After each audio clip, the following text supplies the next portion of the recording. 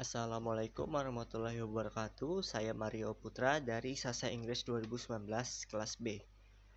Saya akan menjelaskan mengenai bab 7 yaitu dinamika budaya hutan tropis lembap Kalimantan. Pertama adalah difusi.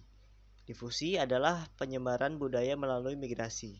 Melalui migrasi terdapat budaya etnik dan agama yang berlangsung dalam waktu yang lama. Kedua adalah akulturasi dan asimilasi. Akulturasi dapat diartikan dengan menerima budaya luar, diolah tanpa menghilangkan kepribadian budaya asal penerima budaya luar tersebut. Asimilasi merupakan pembauran budaya yang lebih menyesuaikan ke budaya yang dominan. Kepribadian budaya penerima akan hilang secara perlahan menjadi identitas baru. Selanjutnya inovasi. Inovasi adalah proses pembauran budaya karena perkembangan zaman. Salah satu faktor penyebab inovasi budaya adalah perkembangan ilmu pengetahuan dan teknologi. Kemudian ada keberagamaan kultural dan kondisi sosial budaya di lingkungan hutan tropis lembap Kalimantan Timur.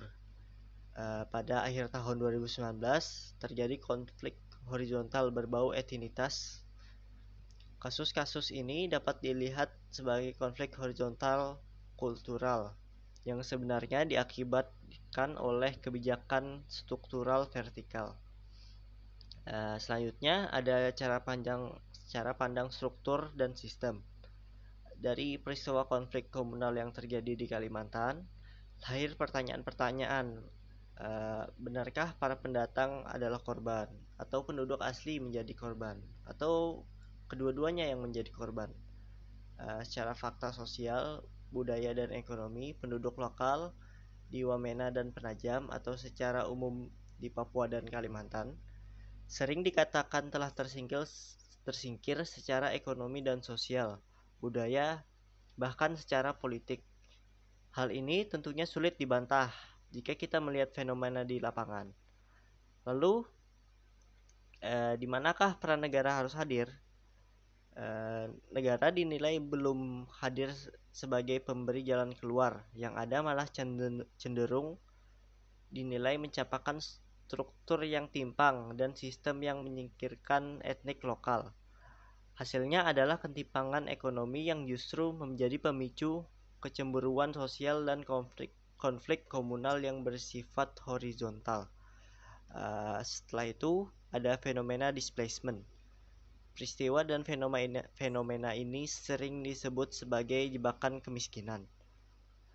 Pada sebuah bangsa multikultur di negara dunia ketiga seperti Indonesia, korban struktur dan sistem yang tidak berpihak ke masyarakat lokal. Mereka adalah pihak yang dikorbankan oleh struktur ekonomi dan sistem politik. Kemudian ada mozaik multikultural dan redistribusi kesejahteraan. Kalimantan Timur diisi oleh lebih dari 50% imigran dari luar Kalimantan. Adanya migranisasi dan ketimpangan secara demografi tidak dapat dipisahkan dari peran negara dalam memfasilitasi kondisi tersebut. Dengan demikian, keberagamaan yang diwarnai dengan ketimpangan antar etnik mesti pula dibaca dengan melihat bagaimana negara mendistribusikan kebijakan dan kekayaan sumber daya yang ada. Terakhir yaitu pentingnya kebijakan inklusif dan afirmatif. Dari buku Yekti berjudul Identitas Dayak tentang Pampang dan tesis pasca sarjana Asman Aziz tentang Long Anai, kita bisa menganalisa bahwa peran negara sangat signifikan dalam terciptanya marginisasi etnik lokal di Kalimantan Timur.